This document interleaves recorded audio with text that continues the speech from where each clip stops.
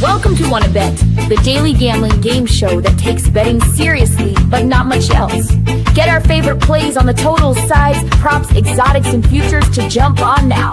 So let's get it started with Jason and Ben. Let's get it started with Jason and Ben. Let's get it started with Jason and Ben. Something custom Kevin calls about but comes so fairly known. Let's get it started with Jason and Ben.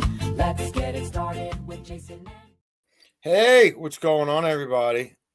Thank you for tuning in to Wanna Bet. Sorry, I'm just doing what I have to do here and making sure I got it going on Twitter there. We appreciate you guys for tuning in. I'm Jason. This is Ben. That's Ben. This is Wanna Bet. We give you our 3 favorite plays of the day in order from, look, we love all these picks, but we spend a lot of time on all these picks. But first, second, third, the order in which we would stack them. Fourth and long is really fourth and short, ways to get you guys paid quickly. And then over time, we give you guys a daily football parlay of some sort. Could be college, could be pro, because it is the season. But as we do every day, Beltway Ben, how'd it go last night? Yeah, look, it didn't go as well for me as I would have liked. I'm going to be honest. And I just want to explain how we do some things and like how I work. So we had 2 Chargers parlays going last night. One money line. I thought they'd cover anyway, but I'm like, let me go money line, divisional game. Pete Carroll's made the Raiders better to be safe with a Hampton anytime touchdown. Then we had another parlay, if you recall, Chargers money line over 19.5 points, 220 passing yards for Herbert, 60 receiving yards for McConkey. Now that missed because McConkey went 5 catches on 5 targets for 48. I know the Raiders can't stop him. They couldn't stop him last year. I know he gets schemed wide open, and we know that he's the guy to move the change. I thought about going receptions, but my concern was there might not be as many volume of plays as I would like. That's why, even though we thought Herbert would go crazy, we only played him at 220 because, again, divisional game could get weird, and it did. Chargers ran 52 plays. You take the kneel downs out, it's under 50. Second half, they barely had the ball. Still, I figured McConkey could get us 60 because he's going to get looks on third down and because they can't guard him. He ends up going for 48. He was wide open on a crosser for a touchdown. Ball got knocked down. He had another nice gain that would have put us over, negated on penalty. And if you recall, his final reception of the night, he barely gets pulled down. He's about to break that tackle, and we go over easy. Why didn't I put Hampton in that one? Because why didn't I go higher than over 19.5 points? My concern is they're going to give this rookie, it wasn't going to be Harris, and I was right. My information was right. It's going to be the rookie. If they're in goal-to-go situations, he's going to get a chance. They gave him 3 chances. On the 4th down, they kicked the cheap field goal instead of going for it. Maybe he gets in, maybe he doesn't. But my whole thinking there was I don't want Hampton in both of these because he is a rookie, and maybe they don't get in, even though they have a power fullback and they like to go jumbo. So what did I want to do in the other leg? And I toggled between 1.5 passing touchdowns with the quarterback, which would have got us over, or the McConkey. Ultimately, I did worry about maybe it's only 1 receiving touchdown. So you can have a game totally pegged, right? The history would say it's an over game, but the Harbaugh-Carroll factor took it down. Did I think the Chargers were going to cover and score at least 27? I did. I played it at 19.5 in money line anyway to be safe. And the reality, Ben, as we know, is there's no such thing as safe because I lose on McConkey not being able to break a tackle, and I lose on 3 shots for Hampton, and he came up a yard short. Yeah, tough night for me especially. Dalton Schultz, still can't believe he didn't get over 35.5. The way the game went, though, he's got 4 receiving yards at halftime. It's head-scratching, but all of a sudden he gets going in the second half. C.J. Stroud, instead of taking the quick looks to Schultz, decided to run around a little bit, and I know that offensive line is not very good, but C.J. Stroud made things a lot worse. So that was unfortunate. Yeah. Ladd McConkey, I thought he would get going a little bit more. Quentin Johnston, Keenan Allen. There was a lot of other guys, and yeah, it's unfortunate. We did have Sterling Shepard, and we also cashed out 1 same-game parlay. When I said to take Shepard, was there, 22.5. He caught a 17-yard pass or a 15-yard pass in the first half. But yeah, it was unfortunate. And in the NFL, I've been not doing well. College, I've been doing really well. NFL, I've been struggling, and I'm a play a lot of props like that. I'm a big prop guy. Early on in the season, don't have as many numbers. Now that we're getting into week 3 and week 4, I am confident we'll get things turned around and get back to where we need to. But again, it's been a very, very bad spell for me. We also do have WNBA playoffs, and I'll get to that a little bit today, but not a very good night for me on Monday Night Football. Yeah, look, I mean, takeaways moving forward. The Texans, I think, are a dead under team. I'm going to keep betting them that way, and I don't buy their new offensive coordinator. And I think if you want to play the Chargers offense, I think you have to play it through Herbert. He's at such masterclass now. Anybody could be the star in that offense, even Quentin Johnson at any given moment. So I think you've got to probably play yardage through the quarterback. Again, be somewhat conservative because Harbaugh ultimately, with a lead in the second half, will be conservative. I worry about them now not trusting that rookie so much after the fumble. I think you'll see more boots, waggles, and Herbert throwing the ball goal to go, maybe rather than running it for a minute. So again, you're always looking for takeaways. That's how I'm going to take it away. I'm going to be playing the Chargers through Herbert. First down, Beltway Ben. Yeah, as I said, we're going to go to the WNBA playoffs here. I'm going to go with Brianna Jones over 19.5 points and rebounds. Talked about her before. She went to Maryland. She is a Terp. You know, we're big Terps fans here. But the Fever allowed the most points and rebounds to centers they did during the regular season. Now, she went under this slightly in game 1, but I do think bouncing back now on the road, this is going to be a tight game. And the Fever, it's win or go, or they're already home, but it's win or you're done. So I think they're going to have to bring it. And I don't think Atlanta wants to make this a game 3. I don't think they want to come back home and play game 3. We know the Fever allow the second most points in the restricted area. That's where Jones does all of her scoring. She had 21 plus points and rebounds in 3 of 4 regular season matchups with the Fever, averaging 24.5 points and rebounds. I just don't know that the Fever have the size defensively inside. Their interior defense isn't good enough for me. So I will go Brianna Jones over 19.5 points and rebounds here. Happy Champions League proper, everybody. No more Champions League qualifiers where we were profitable, but didn't finish as well as we started. Now we're in the Champions League proper. I'm on the early match. So if you're interested in this, again, this is kicking off at 12:45 Eastern. This is not in the 3 o'clock Eastern window. We're going PSV against USG, the highest scoring team in domestic play in the Eredivisie in Holland, and the highest scoring team in the Belgian Jupiler League, the Belgian Super League. Both are willing to risk it, especially PSV in the back a little bit. You know, traditional Dutch football, bombing outside backs, overlapping runs, crosses into the box. And they're willing to, again, they're willing, like if you're looking for a football analogy, they've got a little bit of that Bruce Arians in them. No risk it, no biscuit. I think this game could get loose. I'm praying for a goal in the first 30 minutes. You look at USG, what they're doing domestically, 5 wins, 2 draws. They have yet to lose in the Belgian league.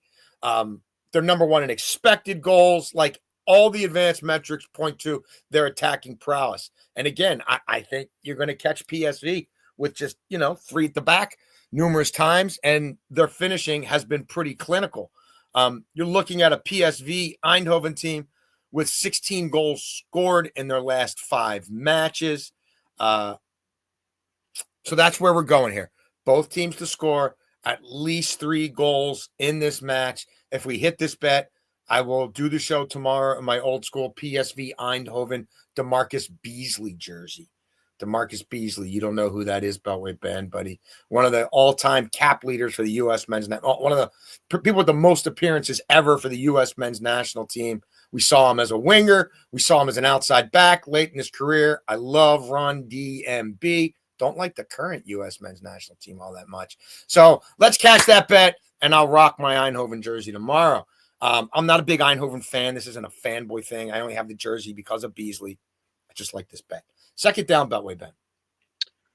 We're going to stick to the WNBA as we are for all 3 downs today. And I'm going to go with a common prop. Like, everybody knows Asia Wilson, even if you don't watch the WNBA a ton. But I like her over 24.5 points. She cleared this in game 1 and had a dominant showing. They want to finish this. And now they're in Seattle. It's going to be a tough matchup. She also cleared this in 10 of her final 15 games in the regular season. Now, if you go back, at one point the Aces were on the fence of the playoffs, whether they would get in or not. They jumped all the way up to the 2 seed, really turned things around. And we've seen Seattle struggle in the interior. They've struggled against guards as well, but really on the interior, they've gotten beaten inside.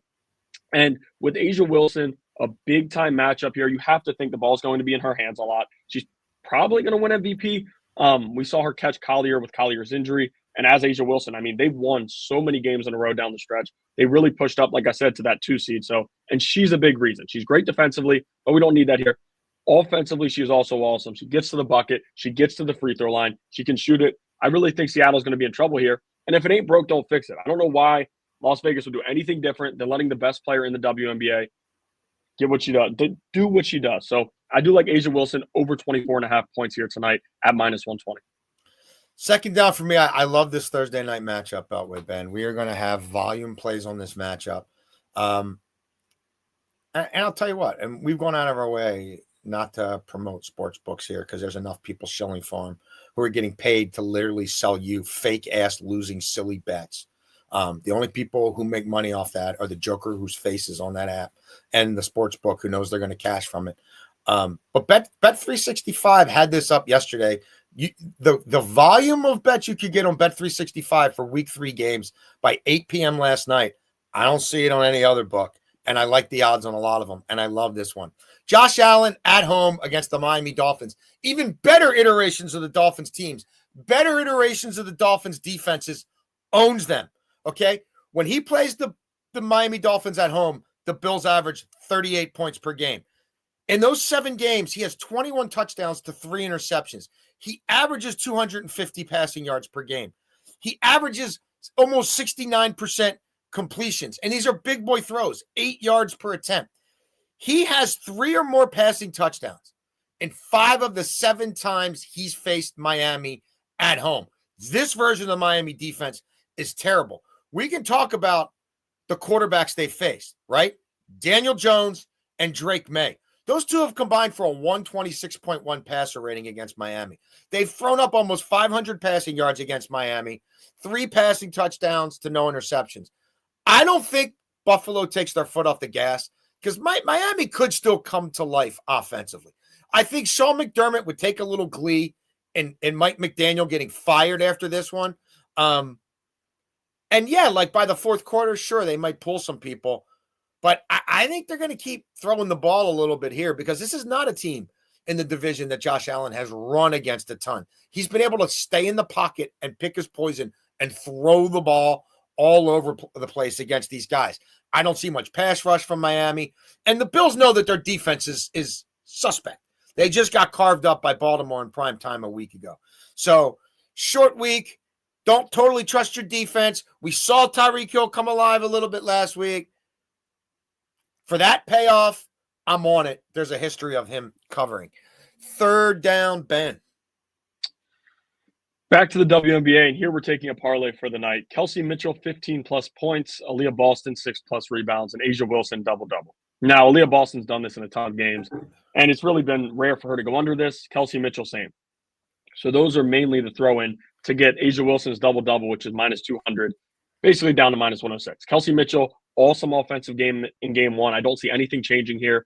The backs are against the wall. She's going to have to show up. Aaliyah Boston, they're going to have to play good defense. Aaliyah Boston's also been active on the glass. She grabbed 12 boards in game 1. I don't think she drops below 6 here. Asia Wilson, double-double. She's going to score the 10 points. That's not even a question. It's the rebounds. She did not have 10 rebounds last game. She had 8. The Seattle Storm in their final 10 games of the season allowed 35.8 rebounds per game. Second most in the WNBA. And that was with them playing better basketball. They were scoring a lot of points. They played a lot better, but they still allowed a ton of rebounds. They're shooting a lot of threes. They're forcing a lot of shots, and they're playing quick. That also goes well for our Asia Wilson points. They're going to play quick. She's going to get down the court and score. But we also need her to be strong on the glass. She did this in a ton of games during the regular season.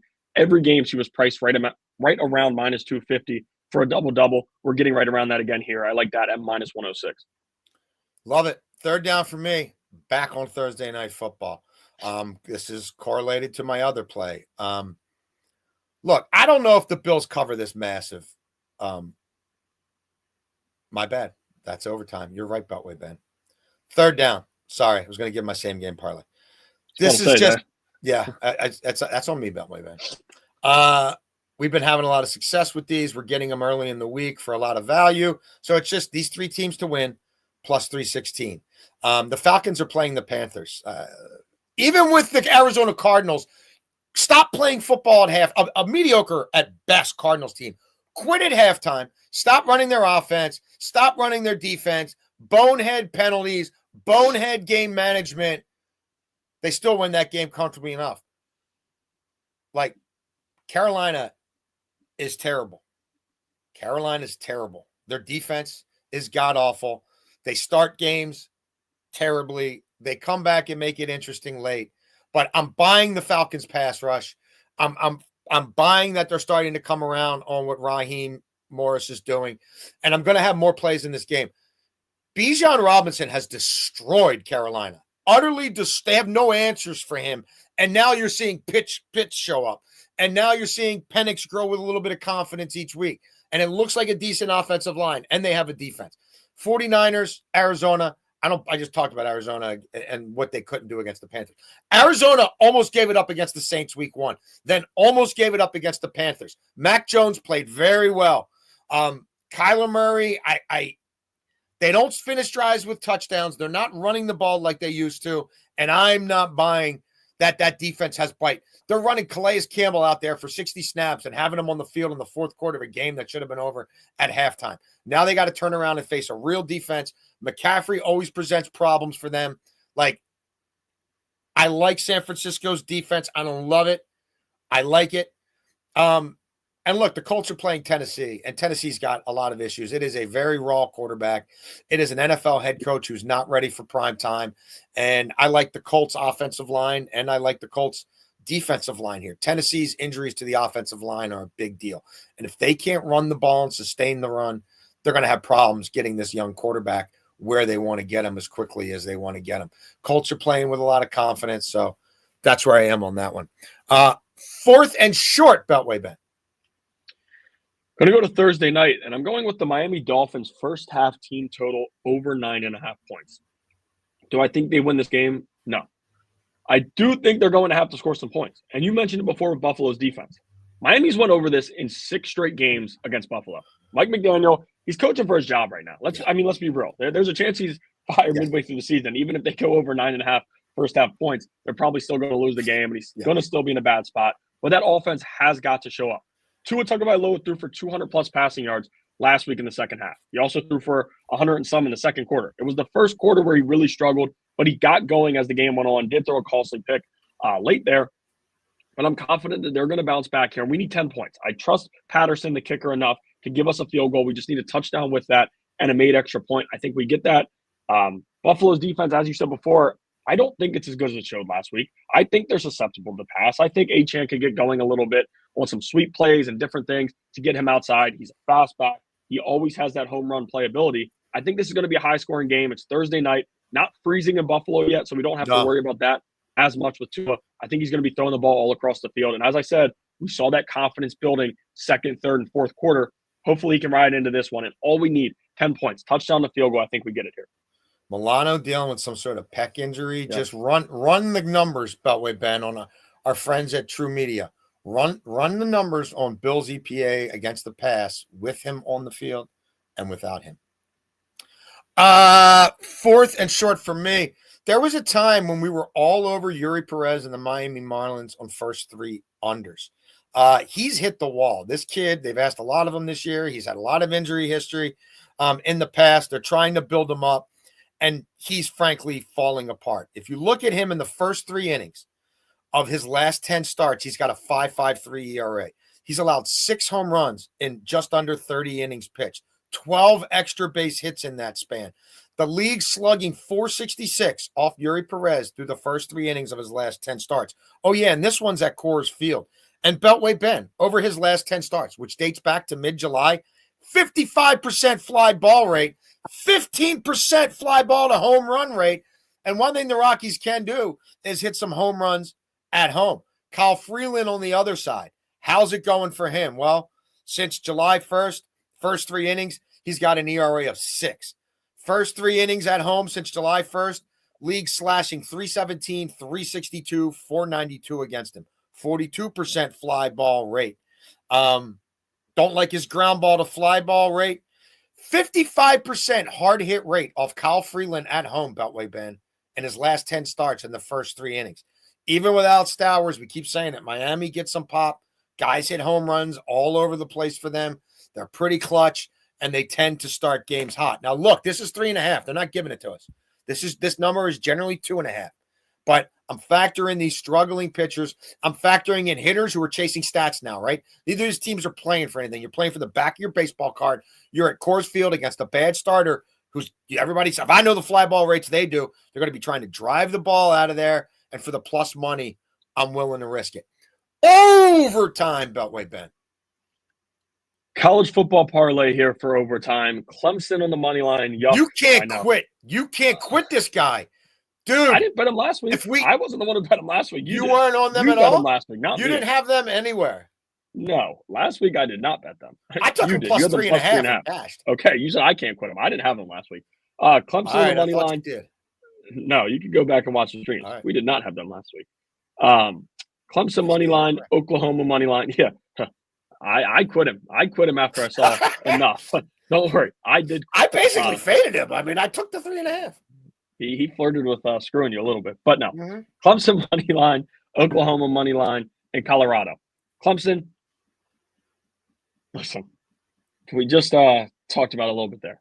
I mean, this team is complete joke. There's no way around it. You lose at Georgia Tech. However, everybody's going to overreact because they're 1-2, and they didn't look good in their matchup. Troy, it's not a really great football team. This team is probably not going to make the playoffs anymore. They're going to screw me on a ton of futures. However, they should be able to beat up on Syracuse coming off of a loss to Georgia Tech. Like, this is the spot that Dabo usually has them ready, and they're going to beat up on Syracuse, tell people they're still a legit team, and that's how it's going to go. And we know what Dana Brown's done at Syracuse. You know, he had the guys running on the field. Very, very tough situation there. And I've seen a lot of people it's just a weird situation. The UConn game, you go to overtime and beat them. Regardless, Clemson is a better team than Syracuse. Beat up on Colgate. Boy, did they whip up on Colgate. They had to. Colorado money line. I don't see them losing to Wyoming, just to be completely honest with you. It's a late night game. Now, to get to our main point here, why we took this Oklahoma. Oklahoma is like my in-season Clemson, right? Before the year, I was very high on Clemson. I thought very highly of Clemson. Was wrong. I got faked out by the 17 returning starters. Then none of them look like actual good Power 4 players, but whatever. I do like Oklahoma, though, here against Auburn. I mean, this is a spot. Auburn, it's a letdown for Q. I've been an Auburn fan since Cam Newton was there. I'm a Maryland fan, but I also root for Auburn. But I also know what Hugh Freeze is. I don't think he's the guy. They do seem to have something a little bit this year. Not against Oklahoma. Oklahoma's legit. John Mateer makes play after play after play. And with Venables, the defensive mind, he's always going to have a defense. The issue is they didn't have a quarterback. Now they're going to be facing their old guy in Jackson Arnold. You don't think Venables knows what to scheme up, what to do against this team? He's going to be getting after him, and I really think Arnold might have some struggles here. Oklahoma is a better team than Auburn is, and they're also home here. We're probably going to cash that Oklahoma home bet. Beating Michigan at home was huge, and if they can win this one here, I'll feel really good about that one. So I like all of these three money lines: Clemson, Oklahoma, Colorado, minus 115. Okay. I'll be cheering on Clemson this week. Now the SGP I was so eager to give out. All right, the line's getting a little big for me in a short week with the Bills, and I do think Miami's if that guy is going to have to scheme it up, do whatever he can. Tua's been terrible his whole career against Buffalo, but nothing lasts forever. I'm a little worried about a backdoor cover on that big number, but I do think the Bills are more than 7 points better than Miami. And again, when Josh Allen faces the Dolphins at home, they score just under 40 points a game. So I'm comfortable with the 6.5. Allen over 200. Why am I playing it at 200? If he doesn't play the fourth quarter, I might be sitting there saying, damn it, why did I play this at 240? Why did I play this at 220? If it is a total blowout and the game script changes enough where they're just bleeding it out, but I think he gets to 200 on explosives alone. 2+ passing touchdowns, 21 touchdowns to 3 interceptions in 7 games at home against Miami in his career.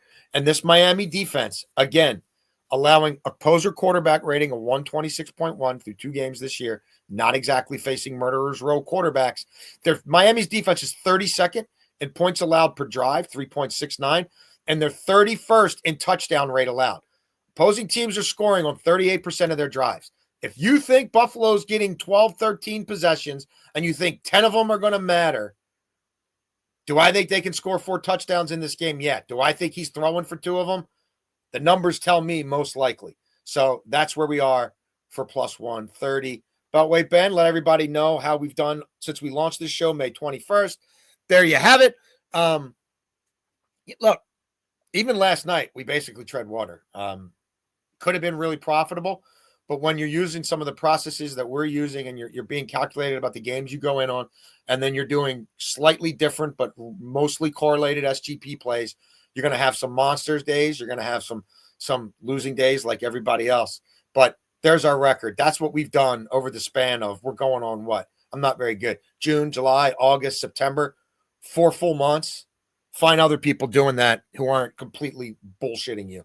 That's our super Discord. Every pick we make, we go right to the Discord. We tell you what we did, why we did it, where we did it, at what price, the value we got it in. Scan that QR code. The community there continues to grow. We're helping people learn how to bet, helping people with their fantasy football teams, futures. It's pretty cool. And we will be back tomorrow, as always, with another edition of Wanna Bet. I guess noon tomorrow, Beltway Ben? Around 12:30 probably, but it'll be noon to 12:30. All right. Sounds good. We thank you guys for tuning in. We will see you tomorrow on Wanna Bet.